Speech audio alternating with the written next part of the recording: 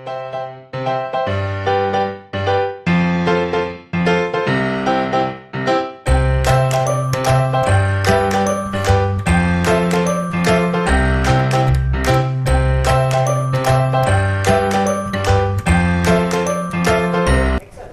Assalamualaikum warahmatullahi wabarakatuh.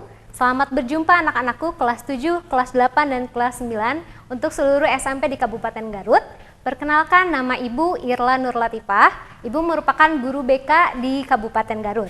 Pada kesempatan kali ini, Ibu akan menyampaikan layanan bimbingan dan konseling berupa bidang sosial dengan judul Cara Bergaul di Era Adaptasi Kebiasaan Baru. Tujuannya supaya kalian mampu beradaptasi bergaul di era pandemi COVID-19. Berikut adalah hal yang akan Ibu sampaikan.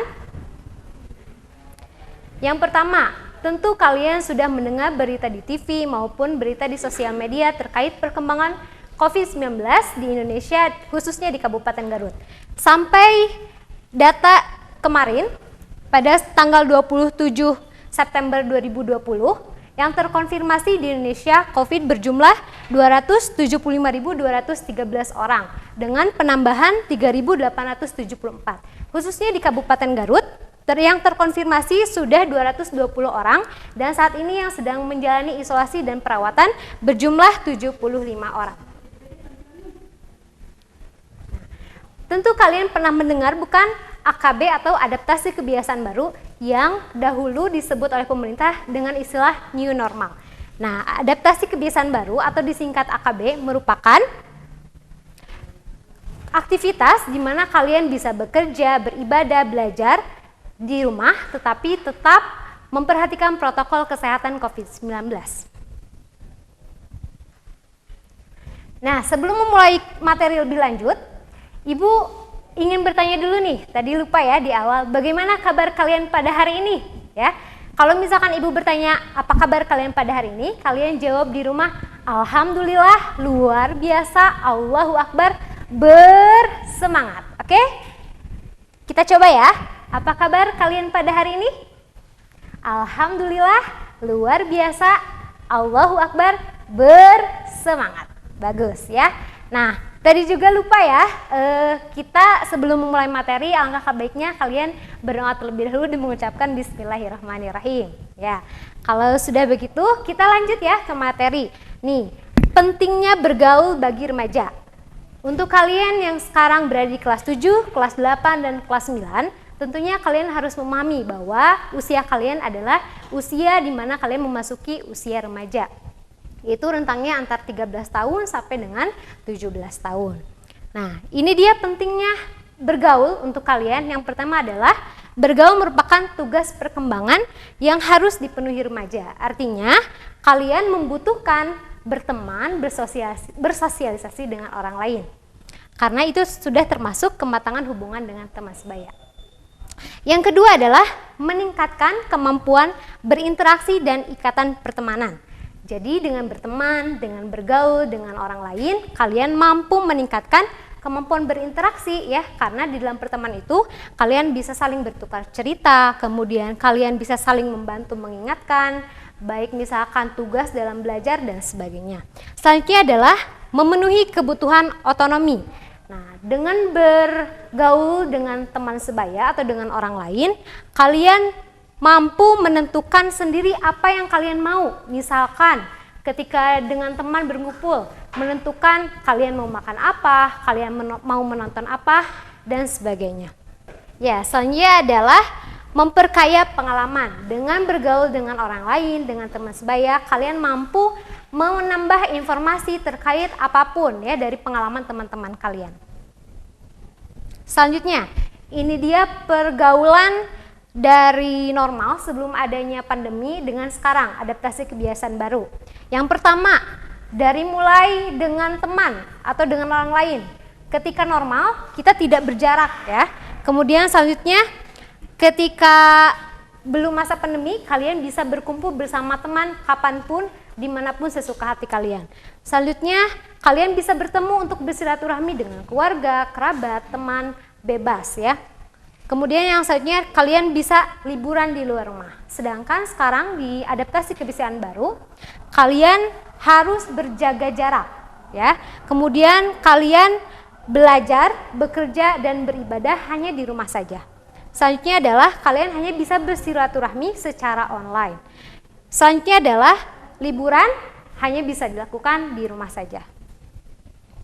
Nah, inilah resiko penularan COVID-19, di mana yang pertama adalah kalau kita berada di ruang tertutup, tentunya COVID-19 itu akan lebih mudah ya tertular.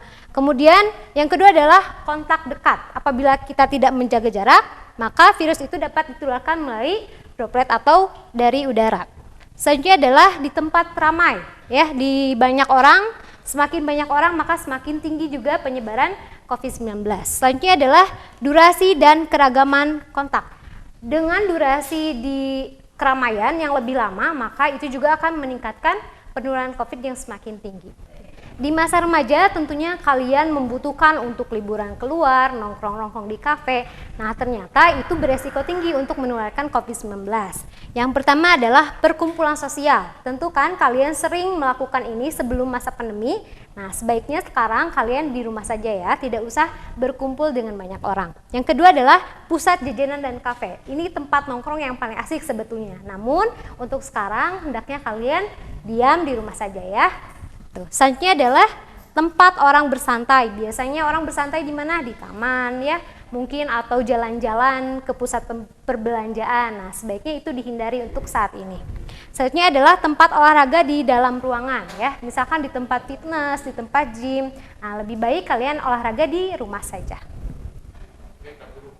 Nah, sekarang bagaimana nih cara bergaul di era adaptasi kebiasaan baru? Berikut tips yang Ibu berikan. Yang pertama adalah ketika kalian menjalankan pergaulan dengan teman kalian, kalian harus tetap memperhatikan social distancing. Artinya kalian menjaga jarak fisik minimal 2 meter ya. Selanjutnya adalah bergaul di era adaptasi kebiasaan baru. Yang pertama adalah kalian masih bisa hangout, namun perlu digarisbawahi, hangout di sini bukan berarti harus keluar ya. Kalian bisa tetap masih menjalankan misalkan alternatif olahraga dengan video call bersama teman, bersama Zumba bersama, misalkan melalui Zoom dan sebagainya.